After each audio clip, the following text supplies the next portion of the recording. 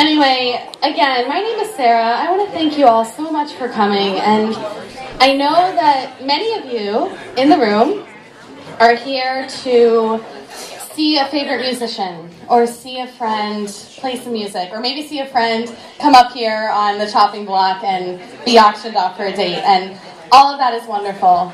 All of your reasons for being here, I'm so grateful for. I hope that you will indulge me in a minute just to tell you why I'm here.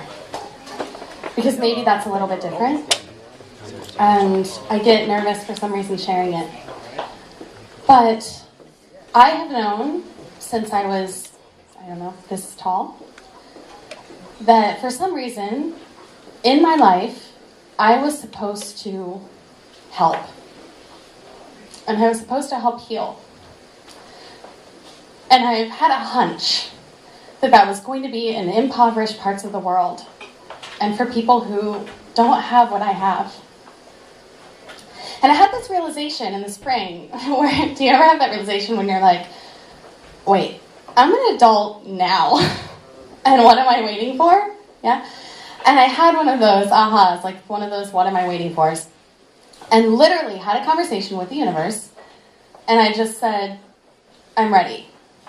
Universe, I'm ready to find some organization or some project that I can sink my teeth into and put my heart in, and that will turn my life on its head.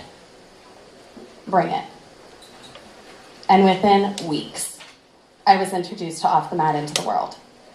And Off the Mat Into the World is a nonprofit organization with a very simple premise, and that is that yogis, those of us that are practicing yoga, are cultivating compassion, love, strength, and flexibility in our practice all the time. And if we can learn to activate those same aspects of ourselves into service, those are the traits that we need to really create a difference and help heal the world, as we all know needs to happen. Yeah? So they select one impoverished part of the world every year, and they call it a Global Seva Challenge. The leaders of that organization go, in this case it was to South Africa, to Cape Town, and they learn about the conditions there. For example, Cape Town has 2% of the world population and 30% of the world's HIV/AIDS population. Things like that. Things like how that wipes out the middle generation of moms and dads and leaves 1.5 million orphans and 7 million children living in poverty and without adequate homes, education, and empowerment services, even healthcare. They learn about that, and they find organizations that are already doing amazing work and just need more help. And they go to those organizations and they say, what do you need? What would you build if you could build anything? And in this case, they heard 6 amazing projects from 6 great organizations. A brand new children's home for orphans working on an awesome model. A brand new halfway house that's going to work on an awesome model. A brand new bakery that's going to provide incredible, high caloric, high nutrition bread that the people in the halfway house can bake and the people in the orphanage can eat. Yeah? And an amazing school that's already doing great work that needs a library.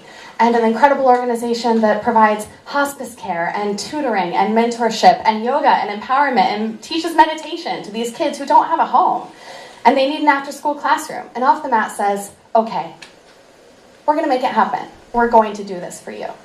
And then it comes back here and it finds people like me who get inspired and say, I am going to raise $20,000 for these organizations.